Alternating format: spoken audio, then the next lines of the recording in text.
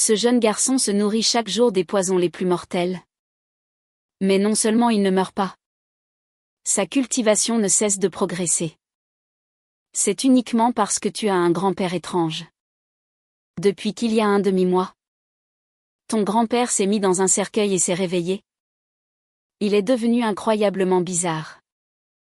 Non seulement il se nourrit de bougies chaque jour, mais en plus, chaque soir, il se tient devant ton lit, bavant en te regardant et disant beaucoup de choses incompréhensibles.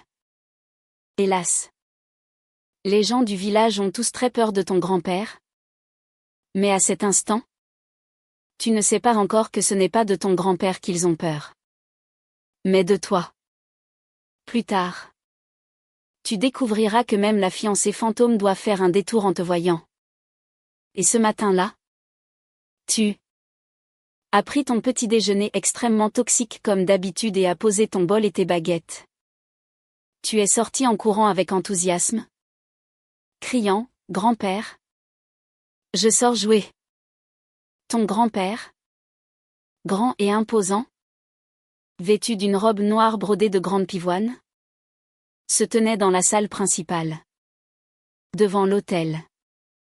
La tête baissée, il répondit d'une voix sourde, « Ne va pas trop loin. Ne va pas près de la rivière? Rentre tôt pour midi. » Compris. Sans attendre que ton grand-père ait fini. Tu t'es enfui comme une flèche. Après ton départ, ton grand-père est resté face à l'autel, mâchant lentement quelque chose. Au bout d'un moment, il déglutit avec difficulté sa pomme d'Adam bougeant. Il avala la nourriture dans sa bouche. Puis, il fourra la bougie qu'il tenait à la main dans sa bouche, répétant le même geste. Après avoir mangé la bougie, ton grand-père sortit lentement quelques bâtons d'encens, les alluma et les planta dans le brûle-parfum. Il inhala profondément la fumée, affichant une expression d'extase. Et derrière le brûle-parfum se trouvait une tablette funéraire noire. Sur la tablette était inscrit précisément le nom de ton grand-père. Vertu ancestrale éternelle. Tablette de chêne hindu du clan chêne. Après avoir fait tout cela, le vieil homme dit une phrase à glacer le sang, « Quand je suis rassasié, je ne mange plus les gens. » Pendant ce temps, de bon matin, tu effrayais les enfants du village, les faisant crier et courir dans tous les sens. À ce moment-là, tu ne comprenais toujours pas pourquoi les villageois se cachaient dès qu'ils te voyaient. Au début, tu pensais qu'ils avaient peur de ton grand-père, mais tu as découvert plus tard que c'était en fait de toi qu'ils avaient peur. De plus, des choses incroyables ont commencé à t'arriver. Mais c'est une autre histoire. Pour l'instant, tu étais complètement inconscient de tous ces signes. Tu étais ignorant. En ce moment, tu te trouvais à l'entrée du village, près de la rivière, regardant fixement 3 enfants qui chahutaient dans l'eau non loin de là. Tu étais très perplexe, car ces 3 enfants dans la rivière s'étaient noyés il y a 3 ans déjà. Mais étrangement, toi seul pouvais voir cette scène si étrange. Tu ne leur as prêté aucune attention. Tu t'es retourné et tu es allé sous un vieux saule sur la colline de Yuangang. De loin, les 3 enfants se tenaient toujours au milieu de la rivière, mais sans bruit de jeu. Et sur leur visage, il n'y avait plus de sourire. Ils s'enfonçaient lentement dans l'eau. Et à cet instant, du saule derrière toi, une paire de pieds descendit lentement et se balança devant toi. Voyant cela, tu as levé calmement la tête pour regarder le propriétaire de ces pieds. L'érudit pendu à l'arbre, voyant que tu le regardais, te tira sa longue langue rouge sang.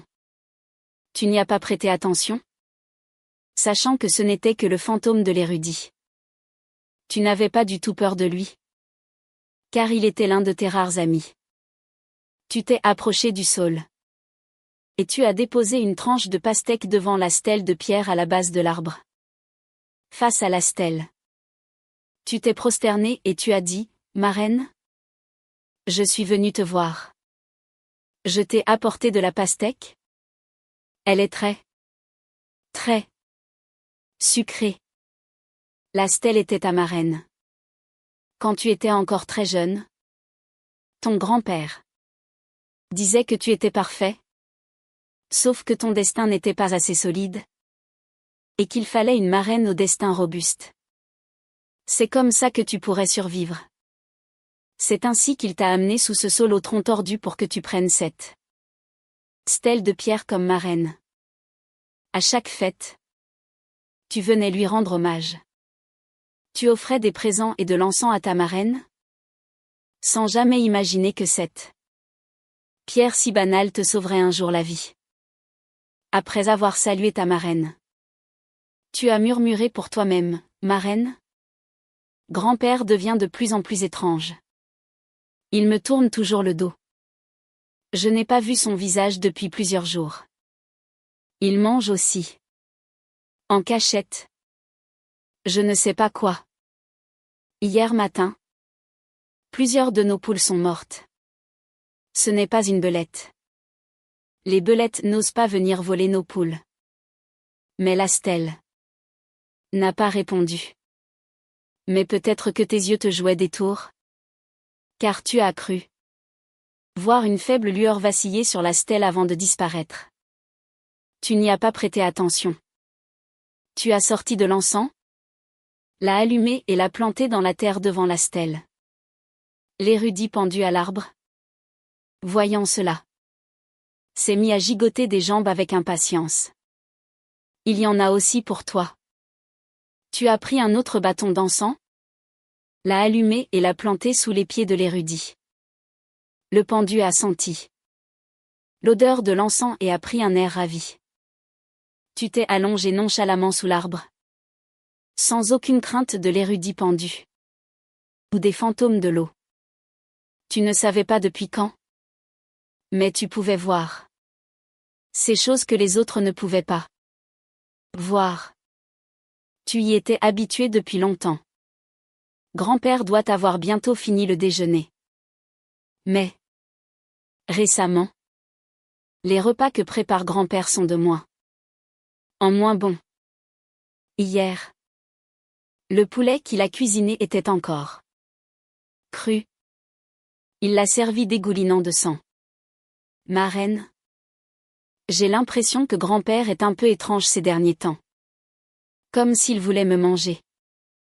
Tu avais un brin de paille dans la bouche. Le regard perdu. Tu as continué à marmonner, hier soir. Grand-père a encore préparé une décoction pour que je m'y baigne. Mais le feu était trop fort. L'eau était bouillante. Je crois qu'il voulait me faire cuire. Après un instant, le fantôme pendu à l'arbre, l'érudit fantôme, finit son bâton d'encens, s'étira et dit, j'ai fini. Petit chi, tu peux poser tes questions maintenant. En entendant cela, tu as mis tes soucis de côté et sorti un vieux livre. Tout en lisant, tu as demandé, je ne comprends pas bien ce passage. Le maître dit, celui qui a commencé à utiliser des figurines funéraires n'aura-t-il pas de descendants? Comment faut-il comprendre cela? Le village de Bangpo étant isolé, il n'y avait pas d'école privée. Tu devais donc venir voir l'érudit fantôme de temps en temps pour obtenir des réponses. L'érudit fantôme. En entendant ta question? Comment ça? À expliquer, cette phrase signifie que le maître a dit, la première personne qui m'a offensé a été battue par moi au point de ne plus avoir de descendance. Le maître voulait nous dire qu'il faut toujours éliminer la menace à la racine. Surtout avec ceux qui nous offensent. Tu as hoché la tête? Un peu confus. Puis tu as demandé, Et que signifie puisqu'ils sont venus? Laissons-les en paix? Puisque l'ennemi est là. Ne le laissez pas repartir. Enterrez-le ici. Alors? Pour la phrase le maître. Au bord de la rivière? Dit, ce qui s'écoulait comme. Ceci. Ne s'arrêtant ni jour ni nuit. Comment l'interpréter? Le maître. Debout au bord du fleuve. A dit, une personne vraiment puissante. Devrait. Comme moi. Se tenir. Au bord du fleuve et regarder les cadavres de ses ennemis dérivés? De jour comme de nuit. En écoutant les réponses fluides de l'érudit fantôme. Tu as eu une révélation, le maître est vraiment incroyable. Il a tué tant d'ennemis que leurs cadavres flottaient sur tout le fleuve. Nous, les lettrés, devons beaucoup apprendre du maître. Tu as pensé que l'érudit était lui aussi très impressionnant. Il sait tout. Quand tu seras grand, tu devras être comme lui. Lire les livres des sages et devenir un savant cultivé et raisonnable. Alors que tu étais perdu dans tes pensées, le son d'une calèche s'est approché. Et peu après, tu as vu plusieurs chevaux de selle escorter une calèche délicate et magnifique qui se dirigeait par ici. Sur les chevaux se trouvaient des hommes robustes. Ils portaient des robes rouges de garde impériale et leurs regards perçants balayaient les environs. Monseigneur, il y a un enfant. Un des hommes, toujours à cheval, s'inclina respectueusement vers la personne dans la voiture. Un enfant? Un enfant. C'est parfait. La femme dans la voiture rit avec enthousiasme. Les enfants sont simples et sans malice. C'est plus facile à gérer. Ça évite les complications. Fan et va lui demander. L'homme nommé Fan et le garde, en robe rouge, sauta de son cheval et s'approcha rapidement de toi. Il sortit un petit morceau d'argent. Avec un sourire aimable. Il dit doucement, petit. Cet argent est pour toi. Achète-toi des bonbons. Grand frère, je voudrais te demander quelque chose. En jouant dans ce village, as-tu vu des enfants? Du genre qui ont l'air très étranges? Des enfants qui n'ont pas l'air vivants. Ils sont comme un groupe de poupées de porcelaine. Le lettré joue. Pendu à l'arbre. Te prévint. Ne lui parle pas. C'est un garde impérial de la ville. Un chien des puissants. Il est mal intentionné. L'argent des gardes impériaux est le prix de ta vie. Si tu le prends, tu risques d'y laisser la tienne. Bien que ce fût encore la dynastie Ming, le pouvoir impérial était faible et les nobles locaux gagnaient en puissance. Les gardes impériaux n'étaient plus la garde personnelle de l'empereur, mais étaient devenus la garde privée des familles influentes. Ils travaillaient principalement pour ces familles. Tu fixais le morceau d'argent dans la main de l'homme. Tu en avais très envie. Mais tu as quand même secoué la tête et dit, mon grand-père dit de ne pas accepter les choses des inconnus. L'homme en robe rouge devint encore plus aimable et sourit, je m'appelle Fan et tout à l'heure, nous ne nous connaissions pas. Nous étions des inconnus. Mais maintenant que tu connais mon nom, nous ne sommes plus des inconnus. C'est ta récompense? Pas un cadeau d'un inconnu? N'est-ce pas? En entendant cela, tu as hoché la tête joyeusement et pris le morceau d'argent. Fan et sourit. Puisque nous sommes amis, peux-tu me dire si tu as vu ces enfants qui ressemblent à des poupées de porcelaine? Tu as réfléchi un instant. Puis tu as hoché la tête et dit, les enfants dont tu parles mesurent moins de 30 centimètres et apparaissent en groupe. N'est-ce pas? En entendant cela, Le visage de Fan s'illumina. Il se retourna vivement et dit, « Monseigneur, cette chose est vraiment ici. » Il n'avait pas fini sa phrase qu'une silhouette jaillit de la voiture. Tu as senti un parfum t'envelopper. Puis, une femme vêtue de pourpre, à la peau blanche et belle, est apparue devant toi. Les autres gardes en robe rouge descendirent précipitamment de leurs chevaux et se hâtèrent vers l'arbre. Ils vous encerclèrent, toi et la femme en pourpre.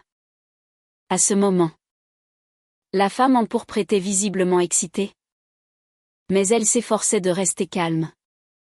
Petit frère, tu as vu ces poupées de porcelaine? Où sont-elles? Tu as fixé la femme, l'observant.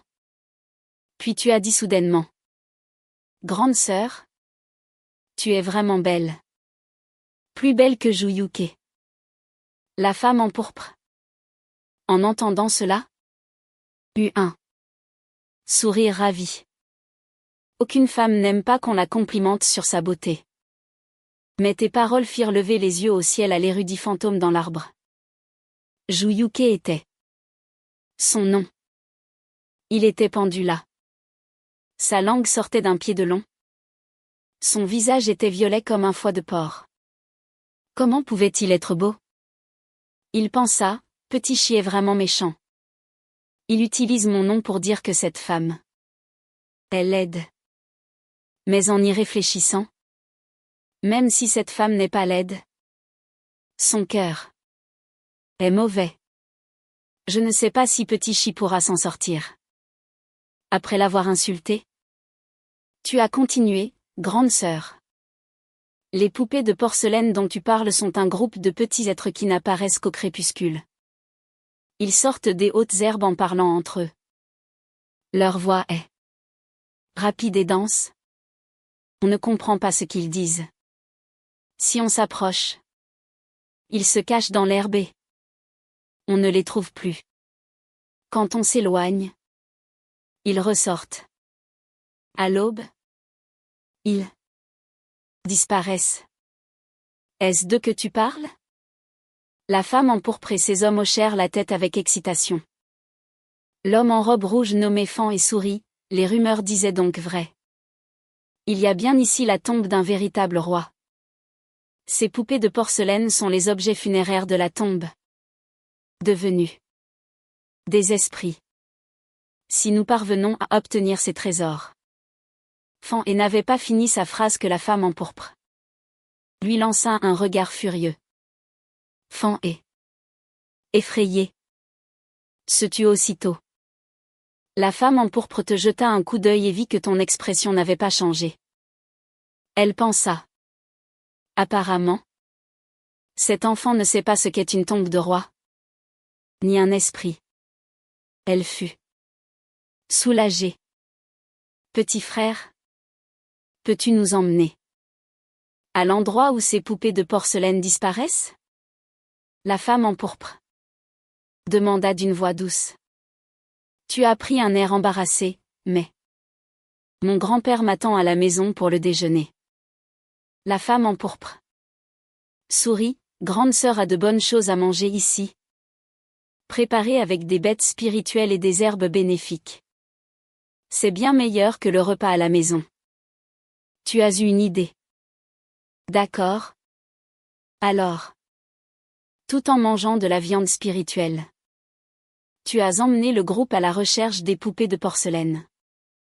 Un quart d'heure plus tard, Fan et le visage grave s'approcha de la femme en pourpre et murmura, « Monseigneur, cet enfant est un peu étrange. » La femme en pourpre te fixait du dos avec un regard perçant, les yeux plissés. Elle hocha légèrement la tête. Je l'ai remarqué aussi. On ne dirait pas. Mais à son jeune âge, il est déjà un cultivateur et a déjà atteint le royaume de l'ouverture divine. Il a dû recevoir la faveur d'un vrai Dieu, lui accordant un embryon divin. Dans la capitale de la province, Il pourrait déjà participer aux examens provinciaux. Un Juren d'une dizaine d'années? C'est stupéfiant. Dans ce monde, une fois le royaume de l'embryon divin atteint, on peut passer les examens et devenir Juren. On obtient alors un titre officiel. Aujourd'hui, l'étude et la cultivation vont de pair. Les lettrés sont des cultivateurs. Ils cultivent, passent les examens et entrent dans l'administration. En te voyant, si jeune, avec un tel niveau de cultivation, le groupe était très étonné. Mais bientôt, la femme en pourpre fut de nouveau surprise. Non. Quelque chose ne va pas. À cet instant, la femme en pourpre te regardait. Ta lumière divine derrière ta tête devint soudainement vacillante, comme une flamme dans le vent, prête à être soufflée à tout moment. Elle s'approcha rapidement de toi et regarda ta lumière divine derrière ta tête. Elle vit que ta lumière divine était vide. Il n'y avait pas d'embryon divin. La femme en pourpre parut perplexe. Les autres gardes en robe rouge virent aussi cela. Et semblèrent aussi confus. Avec son niveau de lumière divine, il devrait l'avoir formé un embryon divin. Pourquoi sa lumière divine est-elle vide? Comment sa cultivation a-t-elle pu disparaître soudainement? Murmura la femme en pourpre. Mais Fan avait déjà compris. Il sourit et dit, Mon Seigneur vient d'une grande famille et ne connaît pas les dangers du monde. Dans ces campagnes, avoir un génie de la cultivation n'est pas forcément une bonne chose. C'est plutôt une source de malheur. Les enfants des familles riches et puissantes, s'ils manquent de talent et ne peuvent pas former un embryon divin pour devenir Xuke, leur famille envoie des experts chercher un génie talentueux, mais sans soutien, pour lui voler son embryon divin et le transplanter sur leur propre enfant. Ce petit Shen Shi a dû être repéré par une personne puissante en raison de son talent exceptionnel, qui a récolté son embryon divin pour le donner à l'enfant de sa propre famille. En entendant cela, la femme en pourpre te regarda le dos avec surprise et demanda, peut-on survivre après s'être fait voler son embryon divin?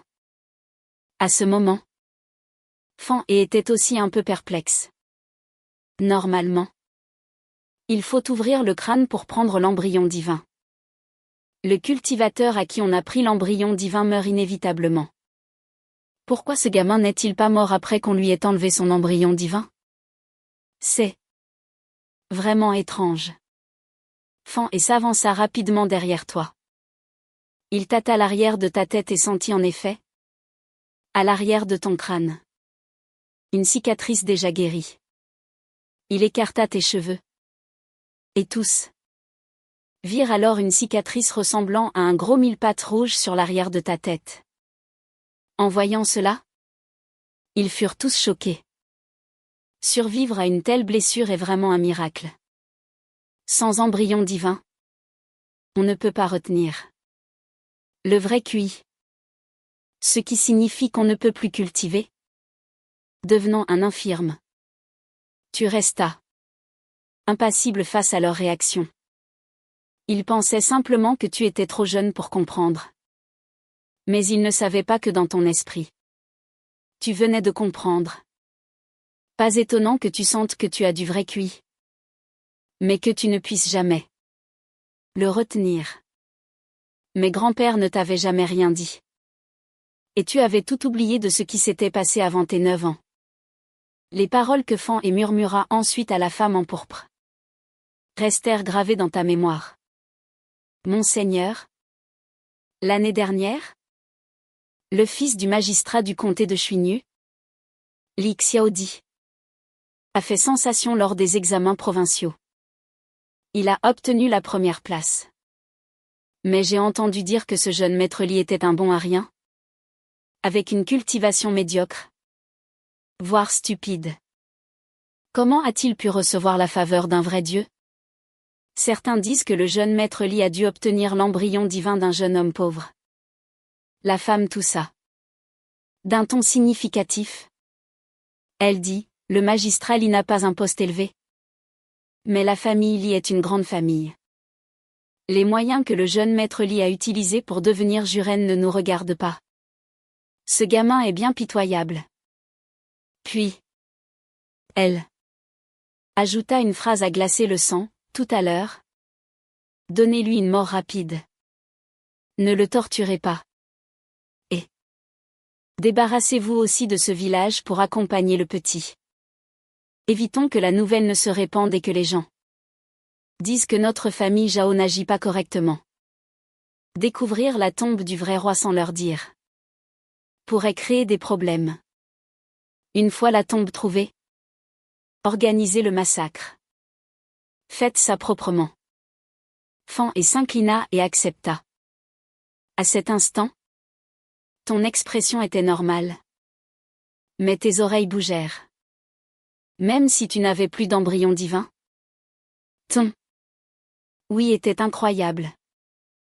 La conversation des deux, bien que murmurée, n'a pas échappé à tes oreilles. En entendant que ces gens avaient de mauvaises intentions envers toi et le village, tu as pensé, ce sont eux les coupables. Selon les paroles du maître, il faut arracher la mauvaise herbe à la racine, pour qu'il n'ait pas de descendants. Mais je ne peux certainement pas les battre. Le maître dit, ne parlez pas des forces étranges et des esprits chaotiques. Ma force actuelle n'est pas suffisante pour commander les forces étranges. Je ne peux pas soumettre les fantômes et les esprits. Alors, mieux vaut utiliser un couteau emprunté. Les paroles du maître sont vraiment pleines de sagesse pratique. Ton admiration pour le maître grandit spontanément. Ensuite, tu as discrètement ralenti, faisant signe aux autres de te suivre. Tu te préparais à leur offrir un grand cadeau. La femme en pourpre n'imaginait pas que sa décision de tout à l'heure leur coûterait un prix si terrible. Une demi-heure plus tard, le groupe vit, au bord de la forêt, une dizaine de petites personnes d'une trentaine de centimètres de haut au bord d'un ruisseau. Elles jouaient. Ces petites personnes avaient des traits, des mains et des pieds complets, vêtus de vert. Leur peau était blanche comme neige, comme des êtres vivants. Mais quand elles se touchaient, on entendait un son de porcelaine qui s'entrechoque. Ces petites personnes étaient précisément celles que la femme en pourpre et son groupe cherchaient. Les poupées de porcelaine. À ce moment, les poupées de porcelaine ne réalisaient pas encore le danger. Elles s'amusaient au bord du ruisseau. Elles s'éclaboussaient, attrapaient des poissons, s'amusant comme des folles. Elles communiquaient entre elles avec des guillayas. Elles parlaient une langue que les humains ne comprenaient pas et éclataient de rire de temps en temps. Elles semblaient très joyeuses. La femme empourprée et son groupe, voyant cela, étaient très excités et murmurèrent, « Ce doit être les objets funéraires en porcelaine de la tombe du vrai roi, devenus des esprits. Il suffit de les suivre pour trouver l'emplacement de la tombe du vrai roi. » À ce moment, tu as délibérément fait un pas en avant et écrasé une brindille sèche sur le sol. Les poupées de porcelaine se tournèrent à ce bruit. En te voyant, elles prirent toute une expression de profonde rancune. Elles retroussèrent leurs manches et chargèrent vers toi avec fureur. Pour une raison inconnue. Alors qu'elles approchaient, les poupées de porcelaine virent la femme empourprée et les autres étrangers et poussèrent un cri de surprise. Elles plongèrent dans les herbes hautes près du ruisseau et s'enfuirent dans toutes les directions. Ces poupées de porcelaine couraient très vite, se faufilant dans la forêt et les herbes. Fan et les autres, voyant cela, se mirent immédiatement à leur poursuite. À ce moment, tu as bougé. Et tu t'es aussi lancé à la poursuite des poupées de porcelaine dans les herbes. La femme en pourpre eut soudain les yeux qui brillèrent et dit à voix basse, « Suivez Shenchi. » Les autres remarquèrent alors que tu courais avec une agilité incroyable dans cette forêt. Tu semblais connaître parfaitement le terrain en poursuivant ces poupées de porcelaine. Ils ne savaient pas que tu connaissais ces poupées de porcelaine par cœur, et que celles-ci te haïssaient profondément. Après une longue poursuite, les poupées de porcelaine disparurent soudainement sans laisser de traces. Le groupe, surpris, s'avança, mais vit les arbres environnants grandir à une vitesse folle. Ils devinrent de plus en plus hauts, comme des arbres géants touchant le ciel. Ils étaient luxuriants, soutenant le ciel. Même l'herbe sauvage devint aussi épaisse que des arbres, et les rochers ressemblaient à des collines. Le ruisseau se transforma en un grand fleuve tumultueux. Alors qu'ils s'émerveillaient, un cri retentit, ce ne sont pas les plantes qui ont grandi. C'est nous qui avons rétréci. La femme empourprée et ses hommes, en entendant cela, furent terrifiés. Ils se regardèrent et virent qu'en un instant, ils étaient passés d'une taille adulte à une taille de moins de 30 centimètres. La femme regarda sa propre peau et se mit à trembler. Elle leva la main et tapa doucement sur son bras, produisant le son clair d'une porcelaine qui s'entrechoque. Ce changement la fit presque s'évanouir. Tout le groupe s'était transformé en un tas de poupées de porcelaine. Domaine des esprits. Nous sommes entrés dans un domaine des esprits. C'est vrai? Shen-Chi. Ils réalisèrent alors que tu avais disparu. Et le nom que tu leur avais donné était bien sûr faux. Tu pensais juste gagner un peu d'argent en rendant service? Mais qui aurait cru que ce groupe de fous voudrait te tuer et massacrer tout le village? Comment pouvais-tu tolérer ça? Tu devais bien sûr leur offrir une grande opportunité. La femme en pourpre paniqua soudainement. Vite! Trouvez Shen-Chi. Shen-Chi est venu ici. Il doit savoir comment ça marche. Attendez. Une minute. Son visage devint soudainement pâle. Si le petit Shen-Chi est déjà venu ici et savait qu'en entrant, on se transformait en poupée de porcelaine? Alors, pourquoi nous a-t-il amenés ici? Non. On est tombé dans un piège. Un domaine des esprits est le nom donné par les cultivateurs à une zone mystérieuse et inexplicable. Ces endroits ont souvent des règles étranges. Par exemple, à l'extérieur de la capitale de la province de Xinxiang, il y a un endroit appelé la ville de Huixing. C'est un célèbre domaine des esprits. Les gens qui y entrent répètent sans cesse les événements de la même journée. Ils sont pris dans une boucle sans fin jusqu'à la mort. Et dans le comté de Nanmen, il y a un domaine des esprits qui transforme ceux qui y entrent en personnes de papier. Même les plus grands pouvoirs y sont inutiles. Ces endroits sont célèbres dans le monde entier, connus de tous comme étant des lieux extrêmement dangereux. Personne ne s'attendait à ce que le petit village de Wangpo, un simple village du comté de Xinxiang, abrite un lieu si dangereux et inconnu. Sale gamin de Xinxiang. Petit scélérat sans vergogne. La femme empourprée les autres comprirent enfin et ne purent s'empêcher de jurer. Ils paniquèrent.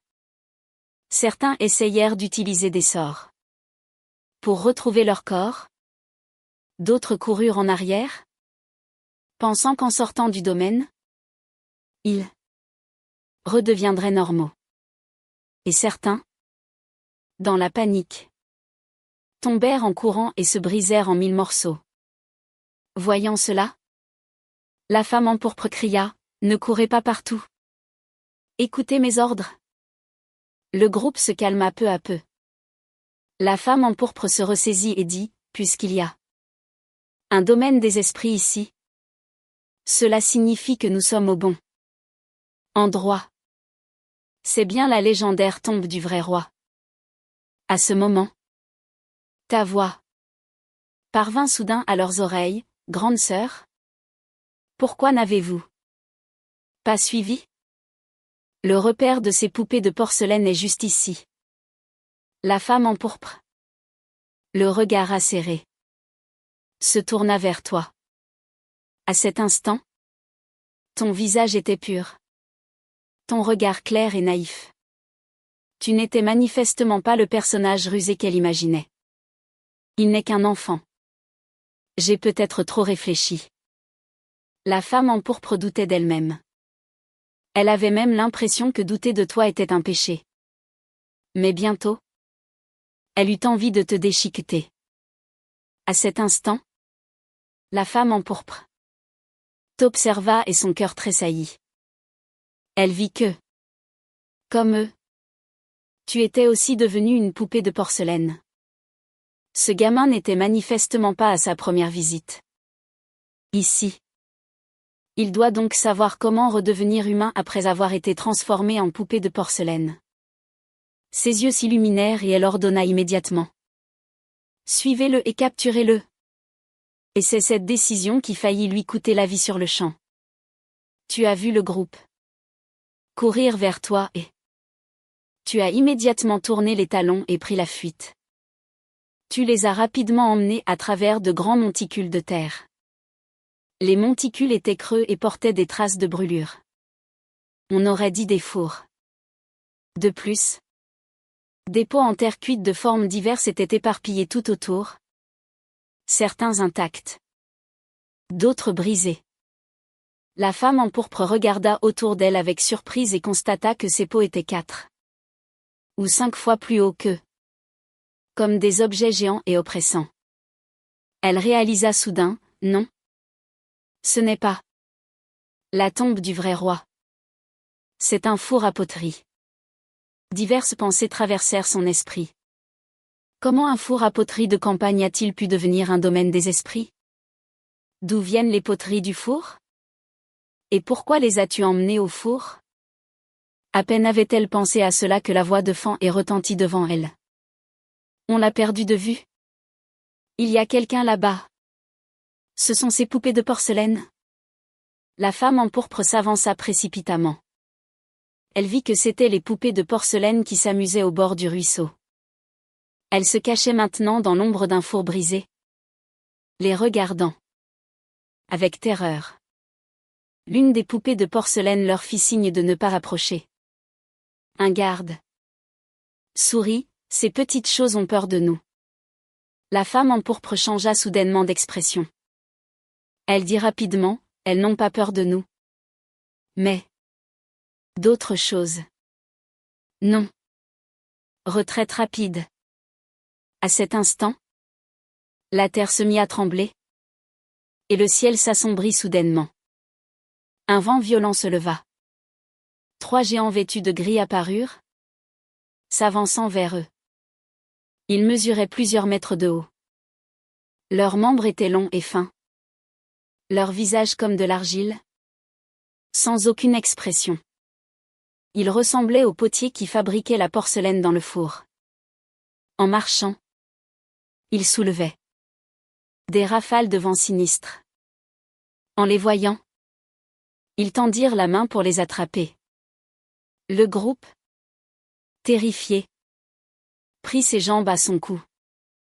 Soudain, un homme fut attrapé par l'un des potiers. D'un craquement, il lui brisa le cou. Sa tête en porcelaine fut écrasée, se transformant en poussière qui s'écoula entre les doigts du géant.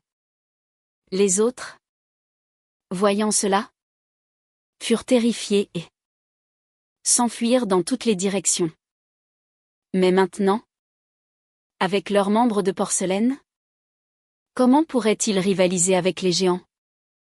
Bientôt, la femme en pourpre réalisa que tous les gardes qu'elle avait amenés avaient été tués par les potiers. Il ne restait plus qu'elle, courant pour sa vie. Elle eut une illumination et pensa à ces poupées de porcelaine qui se cachaient dans le four. Elle se cacha aussi rapidement dans un vieux four brisé. En entrant, elle découvrit que plusieurs poupées de porcelaine s'y cachaient aussi. En la voyant se cacher, elles lui firent signe de ne pas faire de bruit. Les 3 potiers se penchèrent, regardant de tous côtés. L'un d'eux passa sa tête énorme devant l'entrée du four. La femme en pourpre retint son souffle, n'osant pas faire le moindre bruit. Le potier avait des mouvements rigides, les yeux vides. Ses globes oculaires, comme de la porcelaine, produisaient un bruit de sable en tournant. Il balaya l'intérieur du four du regard, puis se releva et s'éloigna à grands pas. Les autres potiers cessèrent également de chercher. Après un moment, ces quelques poupées de porcelaine sortirent la tête avec précaution, regardèrent autour d'elles, poussèrent un soupir de soulagement et lui firent signe. La femme en pourpre s'avança, courbée, et suivit ces quelques poupées de porcelaine pour quitter discrètement le four. Une demi-heure plus tard, madame, vous aussi, vous avez été trompée par le petit salaud du village de Wangpo? Demanda l'une des poupées de porcelaine. La femme en pourpre dit, je ne comprends pas votre langue. Elle découvrit avec surprise qu'après être devenue une poupée de porcelaine, elle pouvait comprendre comme par magie la langue des poupées, qui ressemblaient à des chants d'oiseaux. La femme en pourpre ne cacha rien et raconta toute l'histoire, ajoutant, il a dit qu'il s'appelait Shenshi. Mais il est plein de mauvaises intentions. Et vous? La femme en pourpre regarda le groupe devant elle, hésitant à parler. Mais une supposition audacieuse germa dans son esprit. Comme prévu, l'une des poupées de porcelaine soupira et dit, nous sommes aussi venus ici pour chercher un trésor et avons été trompés par lui. C'est pourquoi nous nous sommes retrouvés dans cet état. De plus, à l'extérieur du four, vague après vague, des poupées de porcelaine arrivaient. Chacune avait l'air sombre. La femme en pourpre, en voyant le groupe devant elle, faillit s'évanouir. Mon Dieu! Il y avait plus de 200 personnes. Après s'être renseignée, elle apprit que tout le monde était venu pour la tombe du vrai roi. La femme en pourpre se dit. Ces gens sont aussi venus chercher la tombe du vrai roi. Apparemment, comme moi, ils ont eu l'intention de tuer pour garder le secret et ont été démasqués par le petit Shenshi, qui les a donc attirés ici. Ce gamin. À ce moment, elle grinçait des dents de haine. Madame, vous êtes. Une poupée de porcelaine ressemblant à un homme d'âge moyen s'approcha, observa la femme en pourpre et s'exclama soudain, vous êtes la deuxième demoiselle de la famille Zhao de la province de Xinxiang.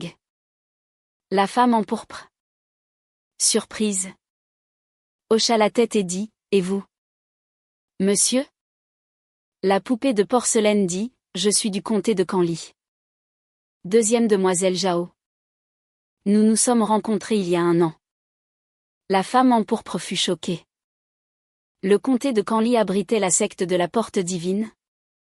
Personne ne pouvait rivaliser avec eux. Eux aussi étaient piégés. Ici. Ensuite, plusieurs autres personnages importants se manifestèrent. Tous des figures célèbres et respectées du monde des arts martiaux. Même un expert du 7e niveau du royaume Yuan Ying était piégé. Ici. Le cœur de la demoiselle en pourpre se serra. Si autant de personnages puissants ne pouvaient pas s'échapper, quel espoir lui restait-il? Pendant ce temps, tu marmonnais, les gens de Xinxiang viennent chercher des trésors. Soit. Mais pourquoi?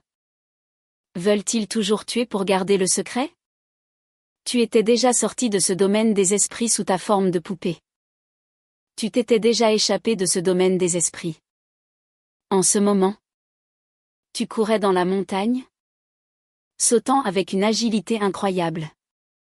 Tu ne pus t'empêcher de soupirer. S'ils n'avaient pas eu l'intention de tuer, tu les aurais bien traités. Mais malheureusement, chaque groupe de chercheurs de trésors, pour une raison inconnue, développait une intention meurtrière à ton égard. Tu soupirais en sautillant à travers la forêt. 1 heure plus tard, tu traversas une rivière. Devant toi apparut un chemin pavé de pierres bleues et des marches en pierre. Des 2 côtés du chemin se trouvaient de grands pins. Leur écorce était écailleuse, leurs branches tordues. Devant les arbres se dressaient des statues d'hommes et de bêtes, de 2 à 3 mètres de haut. Et cet endroit était la véritable tombe du vrai roi. Bien que la tombe et le four ne soient qu'à 2 ou 3 lits de distance, le terrain montagneux était étrange et sans guide. Un étranger ne pourrait presque jamais trouver cet endroit. Mais toi, tu connaissais le chemin par cœur. Cet endroit s'appelait la montagne Kianyan.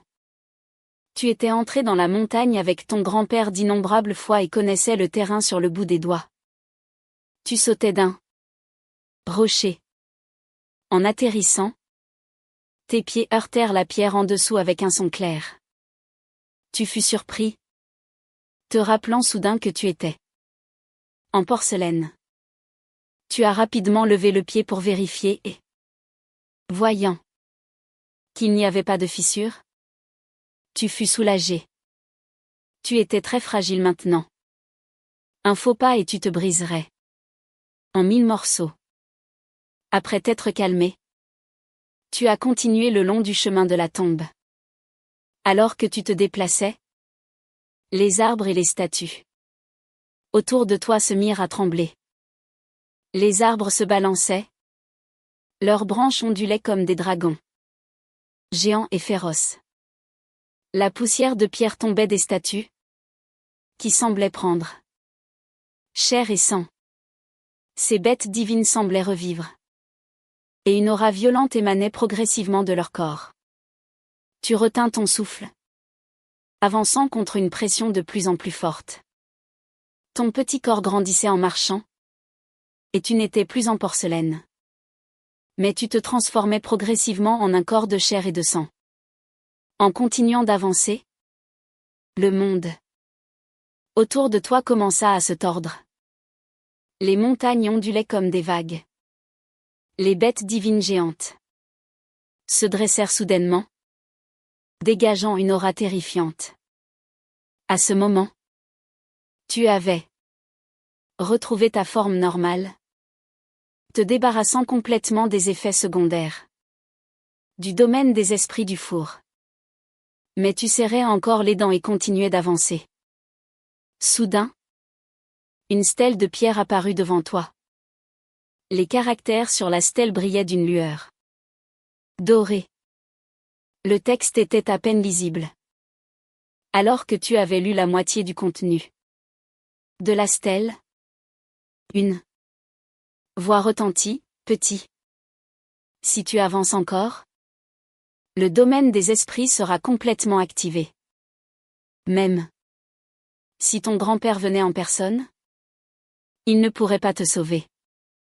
Ne sois pas trop gourmand. Rentre chez toi. Celui qui parlait était la bête gardienne de la tombe la plus proche de toi. Elle avait un corps d'homme et des cornes de bélier. Son regard féroce était terrifiant. J'ai eu de bonnes relations avec ton grand-père. Je ne veux pas que tu meures ici. De plus, la nuit va bientôt tomber. À ce moment-là, même si tu veux partir, tu n'en auras plus l'occasion.